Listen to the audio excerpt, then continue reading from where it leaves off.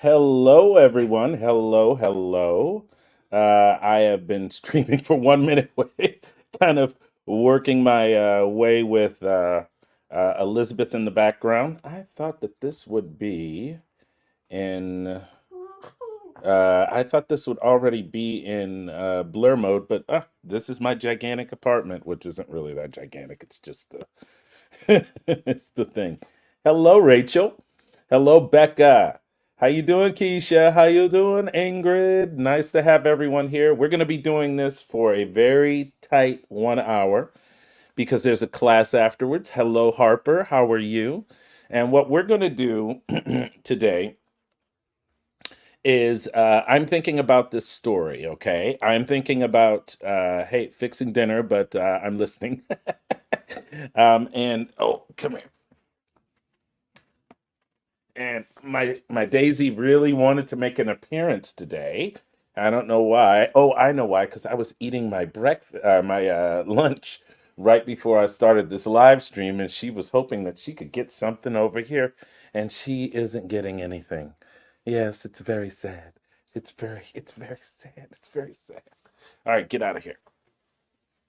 All right, so let me get set up for my sharing of a screen, which will, of course, be Raptorite.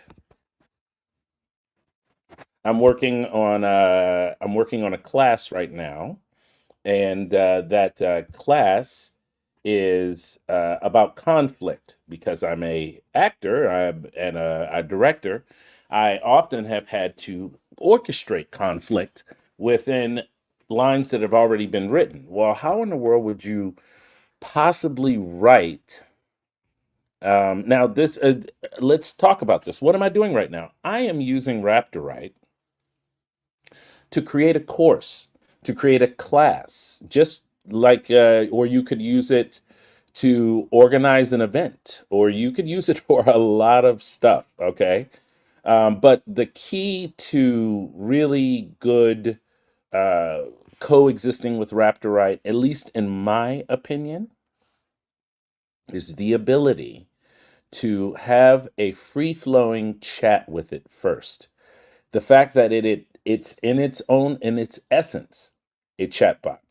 So what we're doing with this class today, as I'm breaking it up, I've had a long conversation. Here's the actual dynamic, the chat that I've had with it.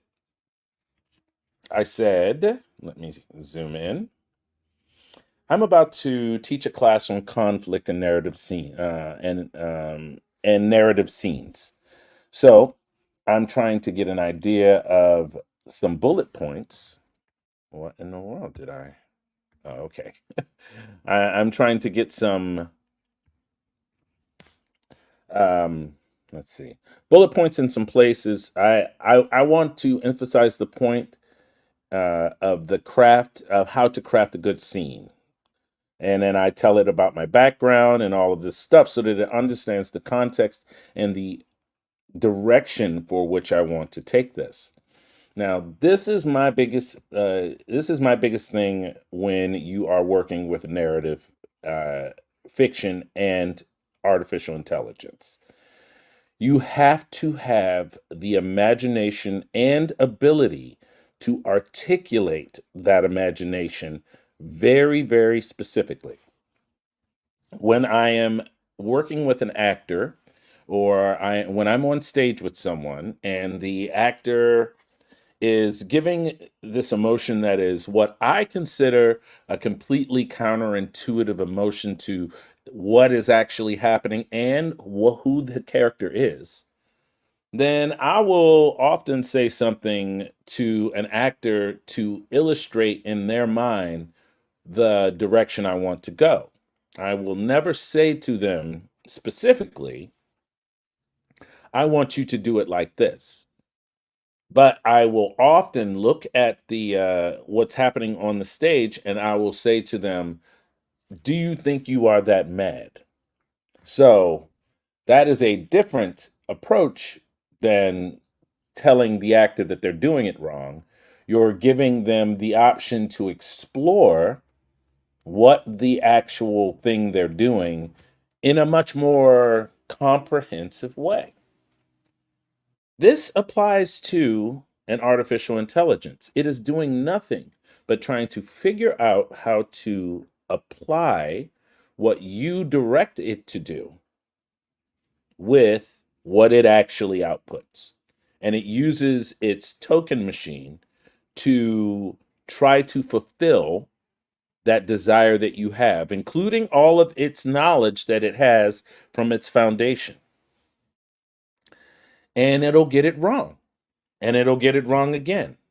And these sorts of processes, these back and forth processes that happen are one part of the idea of what fine tuning is. When you fine tune a model, you're not necessarily always fine tuning it so that it does what you want it to do. You are fine tuning the model.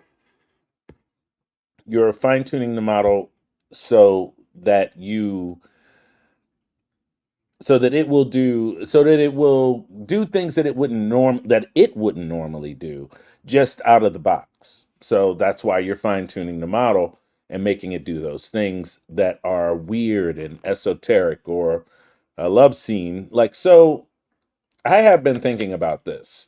Elizabeth was talking about how excited she is that she gets to mess around with Mistral and all of that stuff, and she's right. She does get to mess around with Mistral in a much more comprehensive way. And she knows I'm the LLM head. I am the large language model head. I go out and I find all of these weird models, and I say them to her like months beforehand, and she gets around to them when she gets around to them, and then eventually she goes, "Oh my gosh, I love this model." I've been kind of tinkering around with it. It's because there is a floodgate of these models, but they all have one thing in common. They all kind of get trained from a lot of the base sameness of the internet. A lot of these data sets are things that have been scraped over years and years, and they're just sitting there as singular data sets. So you have to make the models do what you want them to do. And the Mistral model is super exciting because of how racy it is, and how you can make it into something that's extremely not violent, but it'll go there.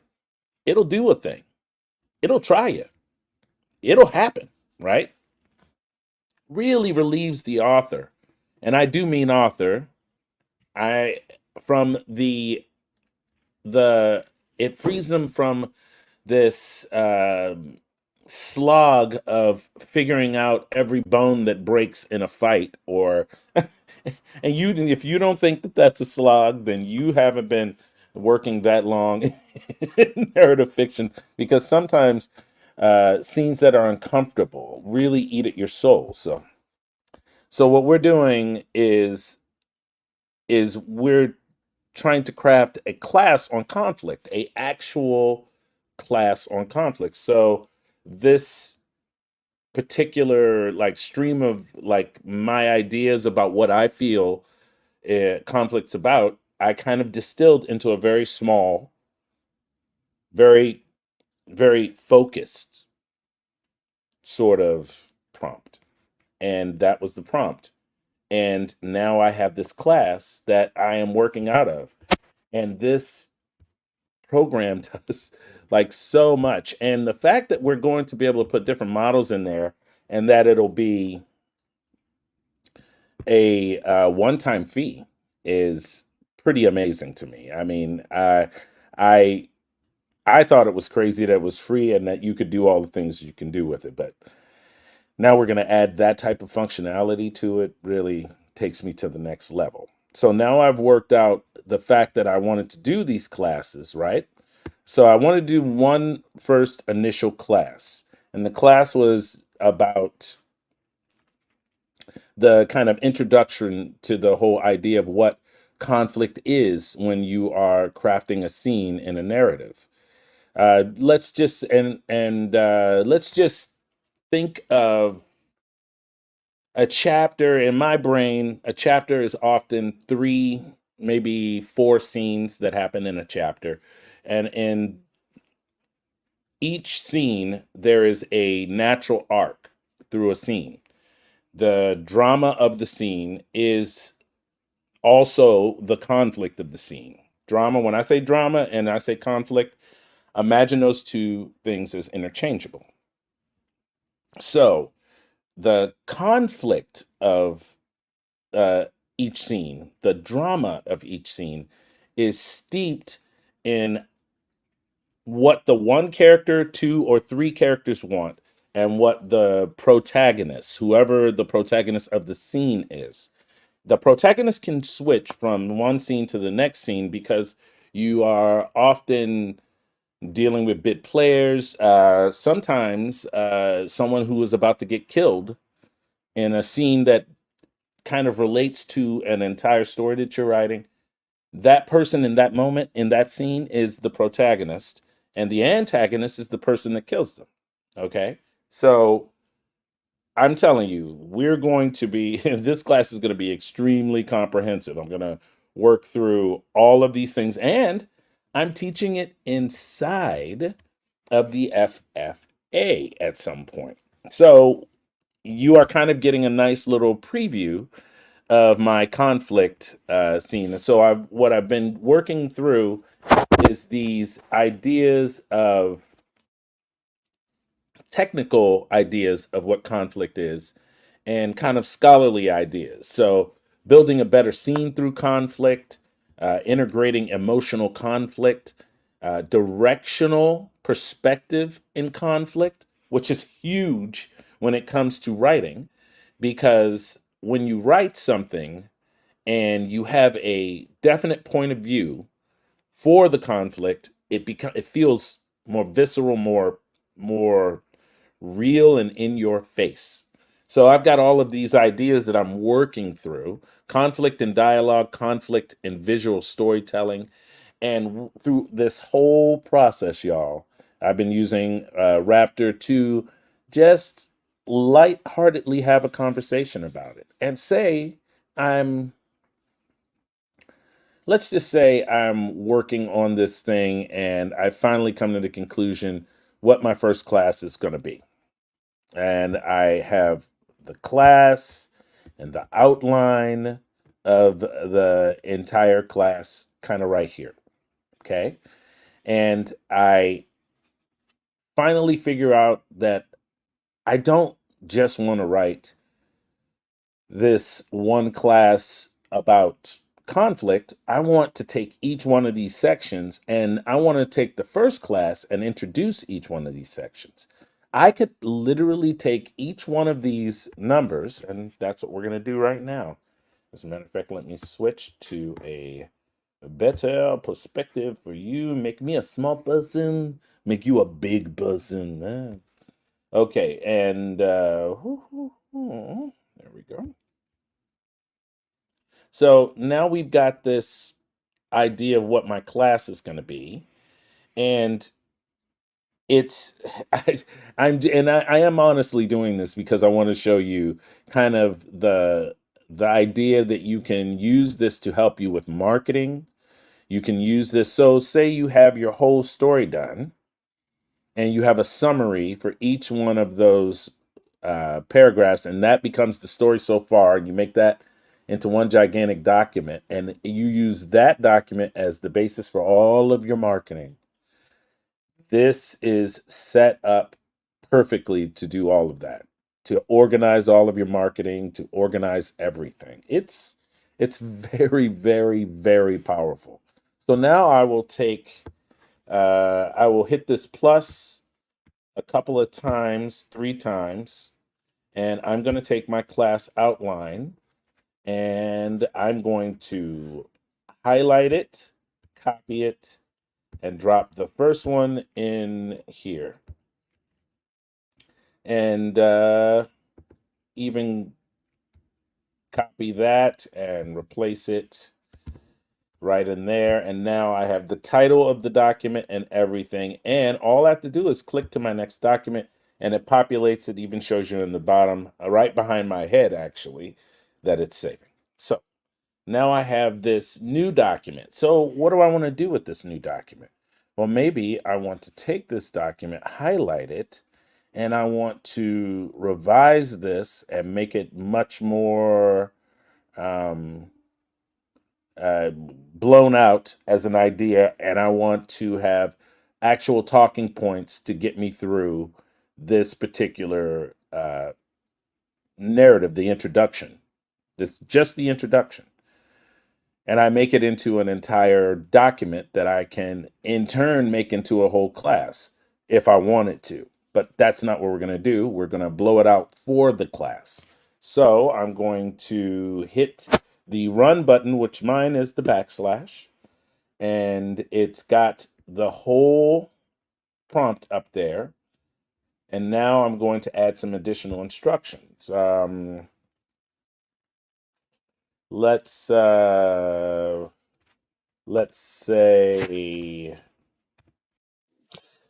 make this into a much more comprehensive and detailed breakdown of this subject. I want talking points in the form of bullets, and I want to be able to riff off of those talking points. So give me enough detail that gives me something to go with. And it's done. I am, and like I said to you, everyone before, the reason that I dictate is because that's my neural hack. If you have something that handcuffs you, that pulls you back, that makes it so that you process things in ways that you need to be able to get it out quickly before you forget it, or you, whatever your neural thing is, dictation can be your answer. So I'm just saying that over and over again. And one of the best places that has dictation, even though you pay the Apple tax, is my Mac. My Mac is this is the best thing that I'm able to not be in my station and just be here. And it so if you want to dictate something, Mac's your thing. It's built in out the box. All right, now that I've got this whole thing built up, I'm going to submit it, and it's going to give me a much more comprehensive breakdown, right? Uh, and what I'm going to do is I'm going to say, yes, I like it. It's going to replace the thing that I had highlighted, right? And then what I'm going to do is I'm just going to hit the backslash so that it can continue.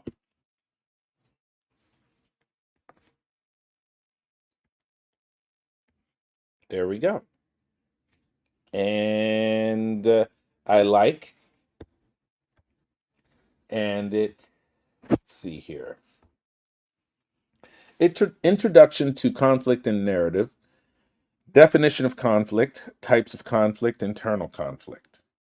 And it has, oh, nice. Man versus man, struggle between characters, man versus self, focuses on a character's internal struggles, showcasing their journey and growth. This is the introduction. This is the actual introduction, if you ask me. This is the actual introduction to conflict and narratives. And now I have the whole thing. Sometimes it likes to get a little too comprehensive. Let me explain. So now we have this right here. That's saved. And if you see this class outline, right? This was supposed to be just for the idea of what conflict is, conflicts and narratives. And it gave me all of this information right here. And I know it's because I, in turn, gave it a bunch of information. But you have to understand, it can be very long winded. And if it does do that, please take advantage of it. You have a whole bunch of information, you start thinking out the box with it. Like, I don't want to throw this stuff away. Maybe I want to make it into something more comprehensive and long. And that's what you end up doing because the AI is giving you what it gives you. Now, what am I? Let me see. I'm going to take the second thing. So here's the outline, and we're going to go for the second part of this. which is building better scenes. We're going to copy it. We're going to drop it. I'm going to take this part, copy it. All right, so now we have the second class, right? And I can take this and highlight this entire thing. And if I'm not mistaken, yep.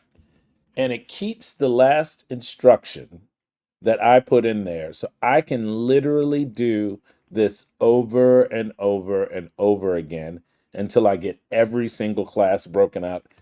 I could teach 12 classes just on conflict and how to beat it into ridiculousness in a scene. Um, I had a writing teacher once tell me the first three sentences should be the banger. The reason he said three says usually people say it's the first sentence, but the first sentence is there just to get you to keep reading. By the time you get to the third sentence, it can completely throw you off. You can be completely underwhelmed. Even if you make it past the first one and you think it might be good, it's really the first three, maybe even four sentences that kind of get a person hooked onto a story. So I'm super excited that I'm able to just take this, submit it, excuse me, and strategy for crafting. All right, I like it. And what I'm going to do is hit down here and continue because it wasn't. There we go.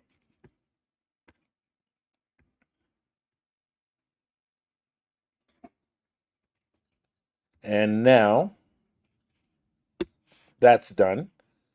And y'all were like, "You're gonna be writing, right? This is me writing a class. It's what I'm so excited about is um, how every time we've had a new tool, no matter what the tool is, from whatever company it is, it's gotten simpler and simpler to write everything. You can make this thing into a blog machine.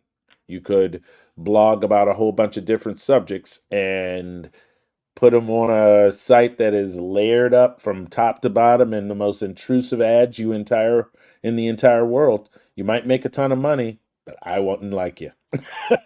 I can't stand those things.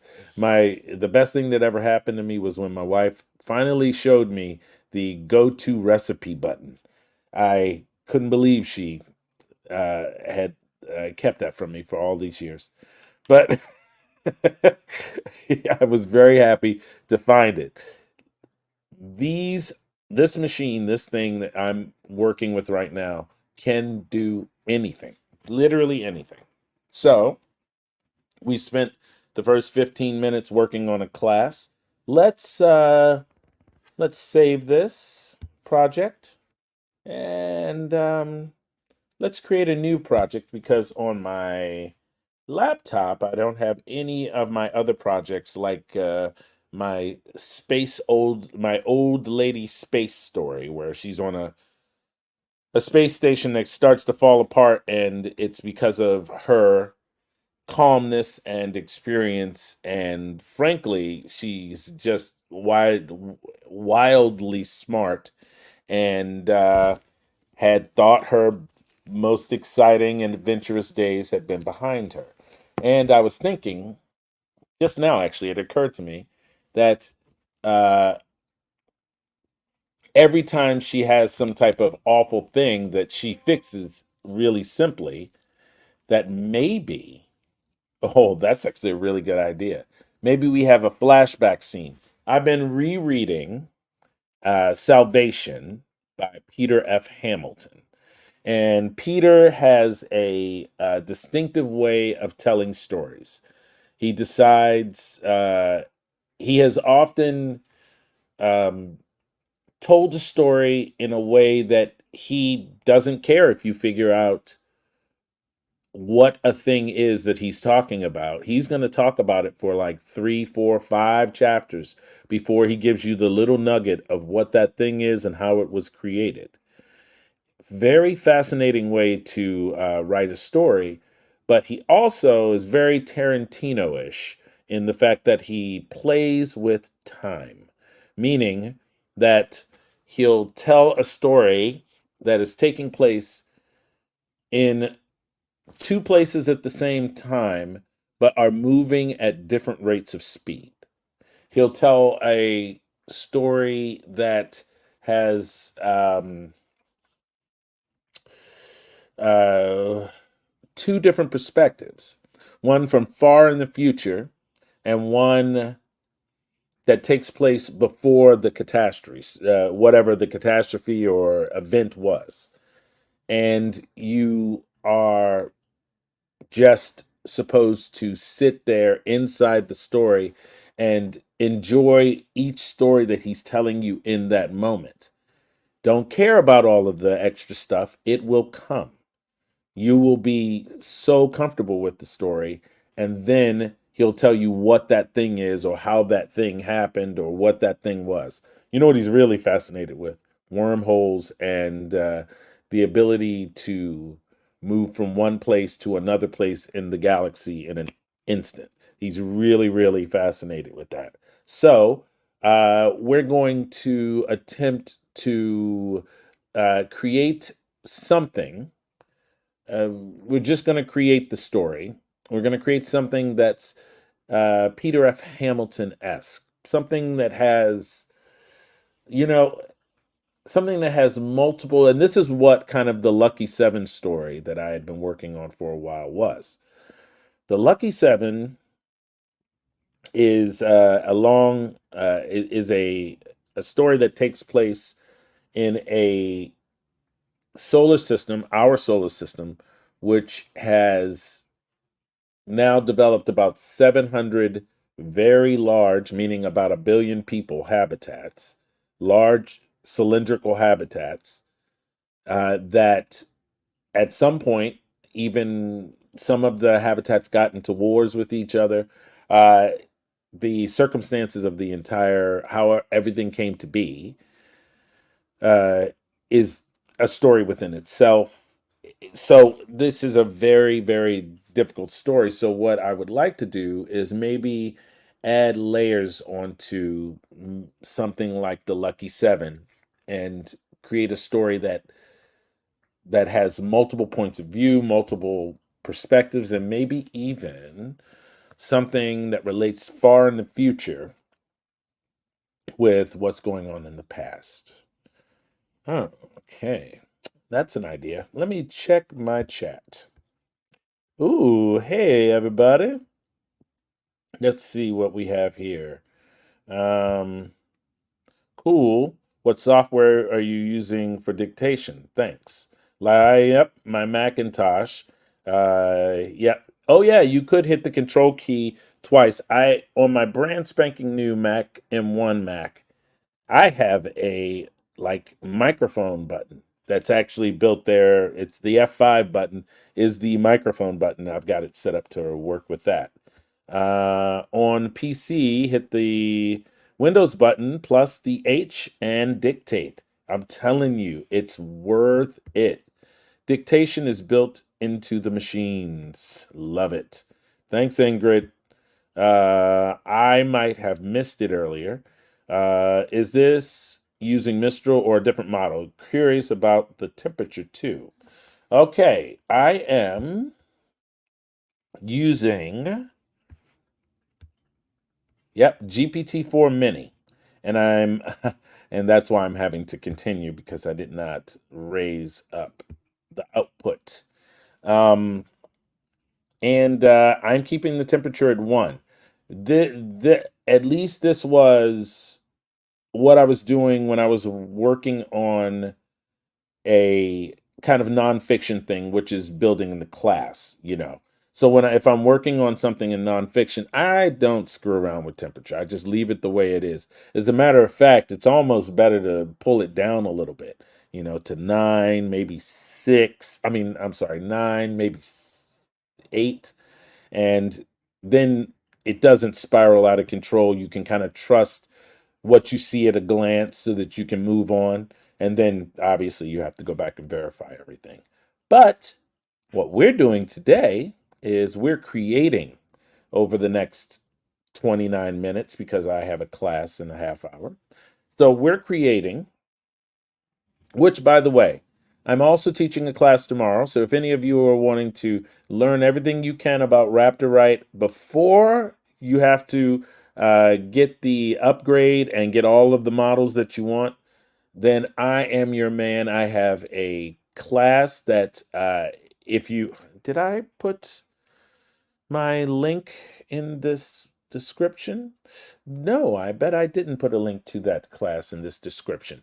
But just look up the FFA and go to the Future Fiction Academy.com and they will hook you up. As a matter of fact, I will have to get you the link and I will drop that link in there for you. I will do that. Let me see here. Did I put that link in here?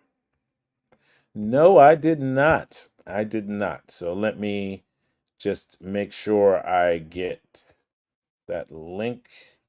Oh, wait a minute. When was the last time live writing? KDP. Sorry, everybody. Here we go.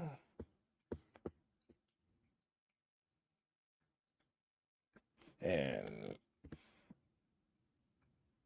oh my gosh. Undo changes. There we go. Sorry. I'm trying to drop the link in the chat. And I didn't want to erase it from my thing, but here in the chat. Boom. Now, all you have to do is take that link, and I will be teaching a class tomorrow, a community class, and we'll talk about all kinds of things. You'll be able to talk back to me, have a nice opportunity to really delve deep into Raptorite if you want. I love the idea of playing with time. I love wormholes, time travel, and unusual story concepts. And so that is, to me, one of the most powerful things about artificial intelligence is let's let us play with time. I am thinking about creating a story where I play with time, but also create very strong character driven narratives around each specific time. And in the end, I want it all to relate with each other.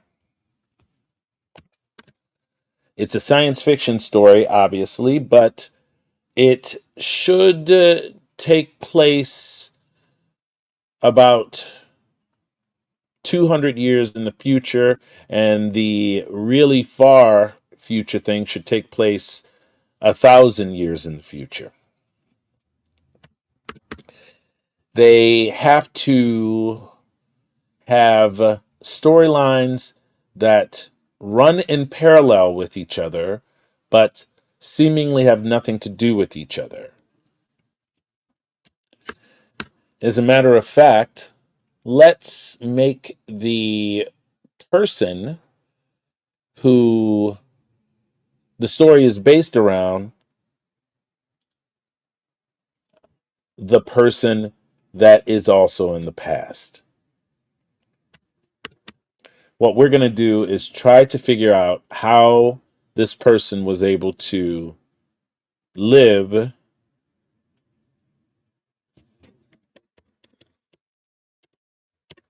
change their appearance, and become immortal since the beginning of the story. The reader is not going to know that the protagonist in both of the stories is the same person until the two stories collide. With those parameters, give me 5 ideas.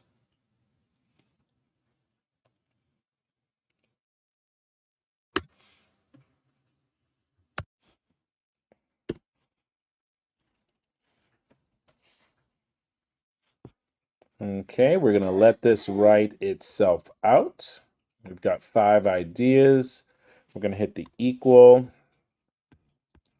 And what do we have here? First, we're going to click over, separate these out.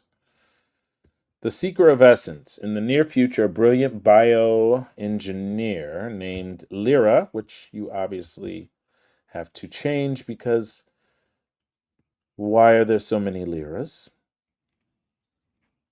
Discovers a method of to manipulate genetic coding to prolong life. Her quest for transforming her aging body leads her down a dark path of ethical dilemmas, revealing a corporate underbelly intent on exploiting her discovery. Meanwhile, 1,000 years later, a figure known as the Collector traverses a desolate earth, savaging forgotten relics to unearth the truth of their past. As both characters' narratives unfold, secrets from Lyra's experiments become pivotal in the Collector's quest for understanding humanity. Not bad. Reflections of Time, set in 2023. A historian named Jonah. First time they popped up Jonah for me. I'm sure other people have gotten Jonah before, but uses advanced holographic technology. I was like, holistic? What is that word? Anyway, holographic technology to explore humanity's past, inadvertently discovering patterns that seem to mirror his own life. He becomes obsessed with unearthing the truth behind his identity. Believing he might be part of a grand design, in stark contrast to solitary monk in the year 3023, communes with the echoes of the past through meditative practices that link him with spiritual embodiments of lost souls. These journeys intersect when Jonah's research on ancestral echoes leads him to the monk, revealing that they both share the ancient lineage. That's as convoluted as it gets for me. I don't know. It feels a little. Chronicles of the Unsung. As an archivist in 2219, Mira, which they love to give me some mirrors, discovers ancient texts about a mythical being that can transcend time, uh, in igniting in her both curiosity and a longing to escape her mundane existence. Her investigations draw her into clandestine organizations that seek to harness temporal powers for themselves. Fast forward to 3023, where a digital outcast named Cayenne learns of a revolution brewing among the descendants of Mira's findings. Unbeknownst to Cayenne, his unyielding efforts to become a icon of change are bound to the struggles and sacrifices of Mira. Their lives intertwine across the centuries. Interesting. Embers of Destiny. In 2210, that's the parameter I gave? I guess it was. He's giving me these 22, 22, 22s. Okay. Embers of Design. Excuse me. Embers of Destiny. In 2210, a gifted inventor, Theo, creates a device that bends light, allowing him to shift his physical appearance at will, aiming to hide from a hostile regime. However, he slips further into malleability. He begins to lose touch with himself, with his original self. Fast forward to 3020. There's an enforcer known as Levia. I like that. Levia, something like that. Operates in a world reminiscent of his own, but she thrives on becoming a myth.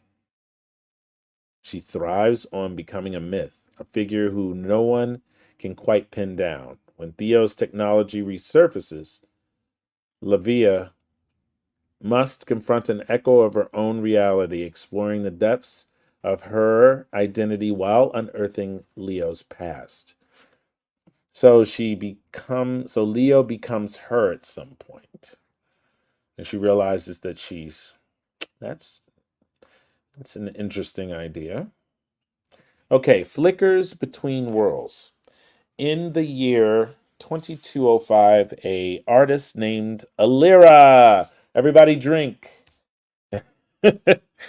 captures ephemeral moments of existence. Each painting shiny with colors that seem to pulsate with life. Yet her talent attracts the attention of those who wish to. Did I say that? In the year 2205, an artist named Alira captures ephemeral moments of existence. Each painting is shining with colors that seem to pulsate with light. Life. Okay, all right. I was like, I felt like I didn't read that right. Probably didn't. Yet her talent attracts the attention of those who wish to exploit her unique abilities to capture memories.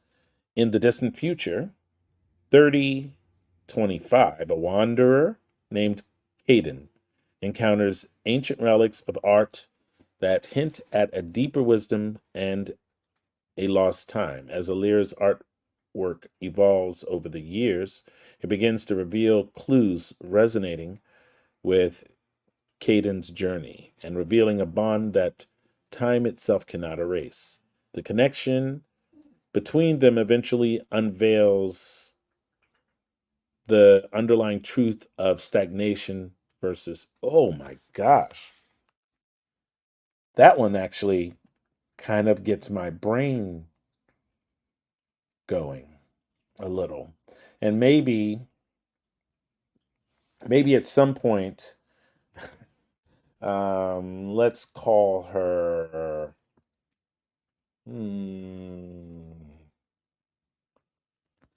Oh, let's call her Jean. Her mama's name was Jean, so we'll just go with Jean. That's such a yep. And I just saw a very, very good final last season of the Umbrella Academy, and the two main characters in that are Jean and Jean. That's Jean and Gene. And they were very. It's fascinating. I kind of get why it all happened, but it was a very strange show. Very good, but very strange. So Gene, we're gonna go with Gene, and we're gonna call Caden.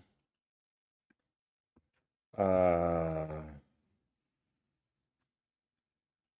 let's call him.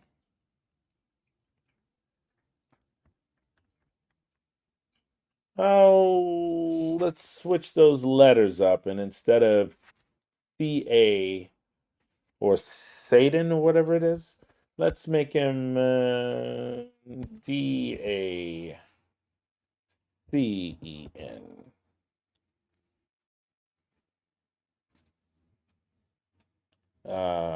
Nuss. Nuss, maybe. Nuss. Named Ticanus. Yes, Ticanus. I like that. That's better, actually. And what we'll do is, let's zip out. What we'll do is we'll copy that, and then we will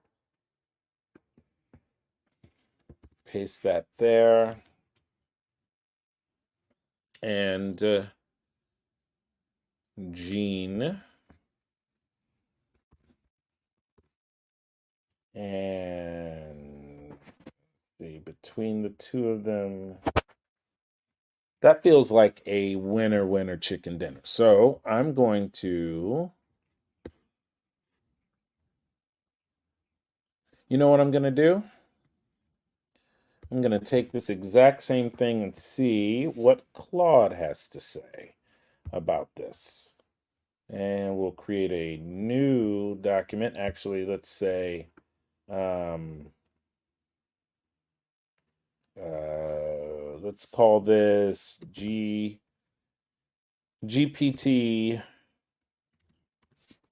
4.0 mini ideas. This is also something that I recommend that people do all the time. Switch models. See if somebody else has something better to say. Okay, so we'll go with Sonnet. And I'm going to actually go here. We're going to take these exact thing. We're going to copy it. We're going to bring it over here. And now that the AI is set up, I'm going to lower the temperature just by 0.9 because Claude, well, can be some interesting stuff. Okay, so, and continue.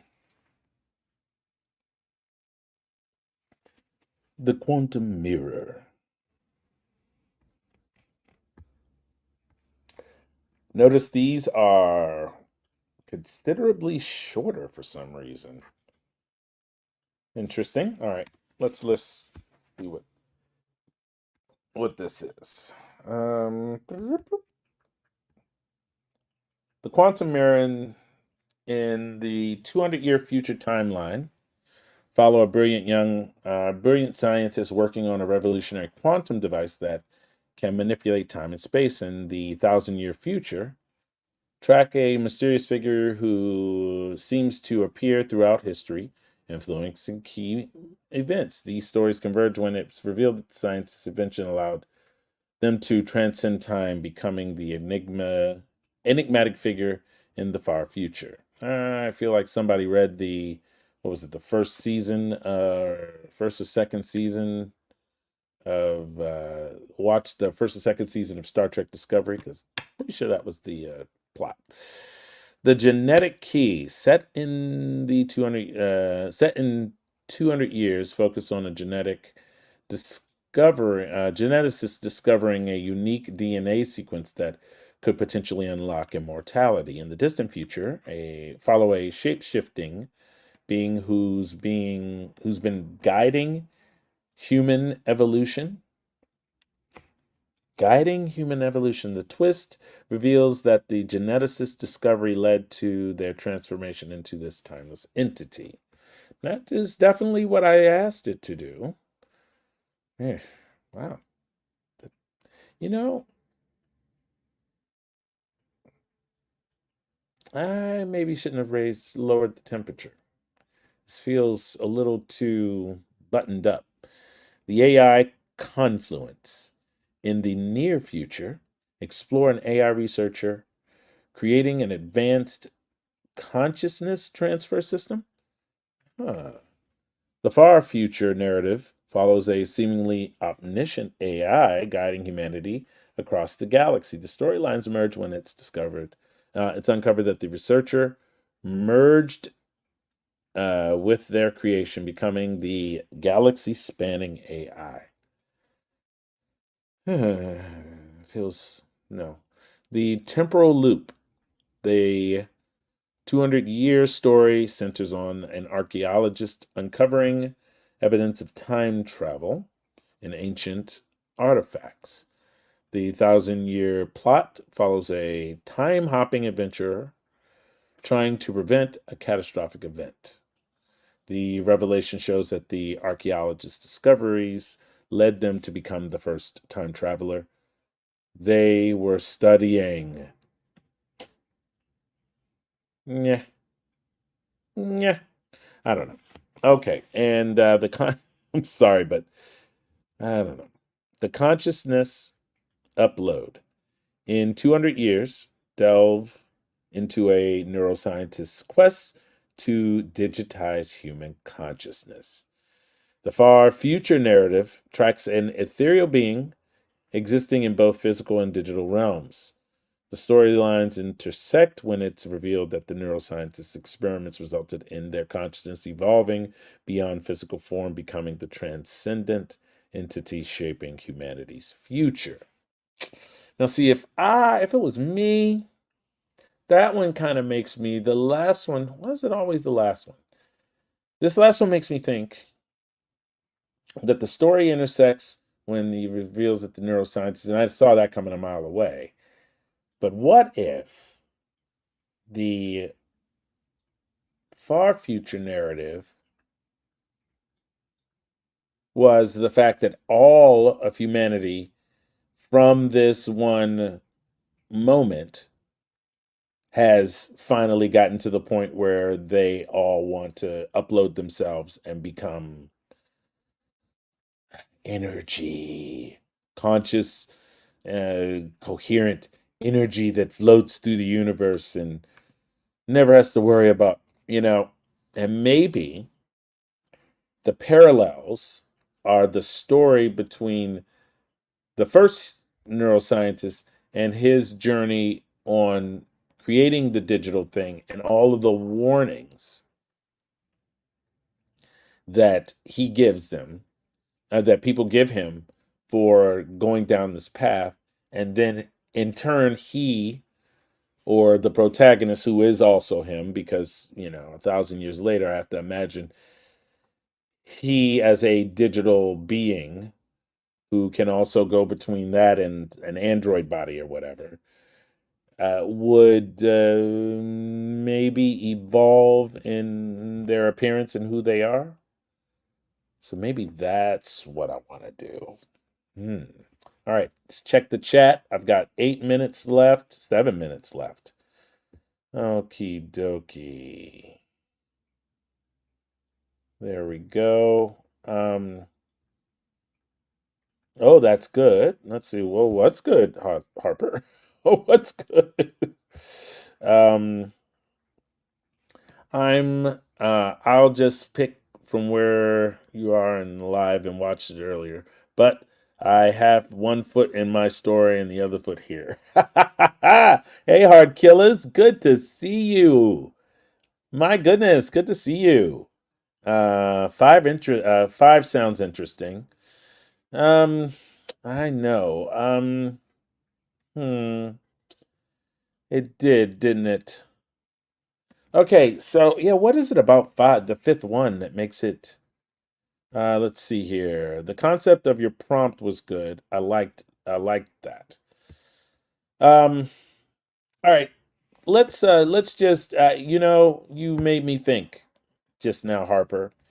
Okay, so think about what Elizabeth literally just did an hour ago, right?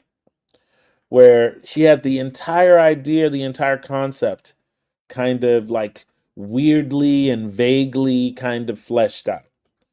I had a class that I was kind of thinking about conflict, so I just kind of expounded on that idea.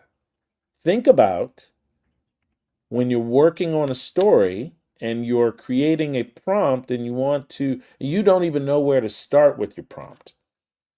Maybe you just hit the button and and if you don't have access to dictation software, ChatGPT has a little button.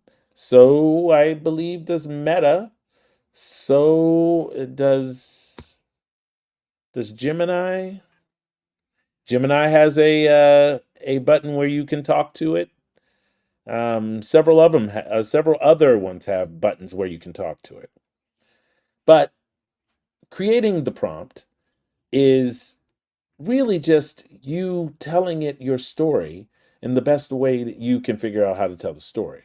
But once you have the whole story figured out, maybe even just 70% of the story figured out, that's what the AI is here for. It's here to help you with that. It's here to help you become like the better writer that you want to be, and in a much quicker way. Someone tells you that you aren't really writing, you tell them to go to HE double toothpicks because You are really writing. All right, let's see here. Okay, let's get back in enough of the rah-rah sis boomba. I'm liking number 5 here. And what I'm going to do is I'm going to create a brand spanking new in the last 3 minutes of this live stream. I'm going to paste in number 5. Okay. And I'm going to, let me think. Should I? Yes, I should. I am going to revise it and look. It even has it still has that instruction present in there. Make this into a much more comprehensive and detailed breakdown of the subject. I want talking points, okay, and bullets in the form of bullets. And I want to riff off of those points. Okay. That's actually, huh. Okay. Let's play around with that concept. What I'm going to do is I'm going to highlight this again, and I'm going to copy that so that I don't lose it when it happens. I'm going to hit submit. And now I have this huge breakdown, psychological, societal impacts, all kinds of interesting stuff when it comes. Oh my God, that is a great little prompt. That is a great little prompt. I love that. I love that. Ooh, that's nice. All right. And that's actually, yeah, that is a great little prompt. And then what we're going to do is say we like it, and that stuff's going to go away. But what I'm going to do is I'm going to paste in the original prompt again. And now I have the original prompt, right? And I also have the comprehensive breakdown. So here's a comprehensive breakdown of the subject in bullet point format. Setting 200 years in the future, advanced technology, neuroscience, blurred lines between physical and digital existence. Main character, pioneering neuroscientist. This is awesome and very detailed and kind of gives you a nice little completely broken down like story. So what I'm going to do is I'm going to zoom out here now that I have this breakdown of the story. Now tell me the story in 2 paragraphs. Oops. In 2 paragraphs. Did I just spell that right? I'm like, I don't think I spelled paragraphs right. I'm pretty sure I didn't. Paragraphs. Wait a minute. What was different? Anyway, now tell me the story in 2 paragraphs. And it will tell me the story in 2 paragraphs. And then I'm going to hit equal. And now I have a nugget of the story. And now I'm going to copy this.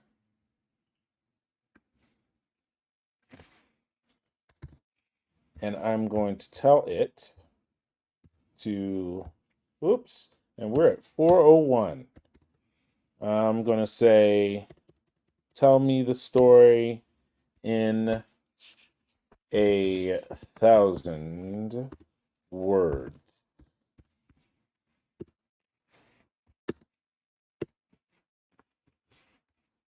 And now it should give me a bigger, more comprehensive, longer version of the story. And just that quick,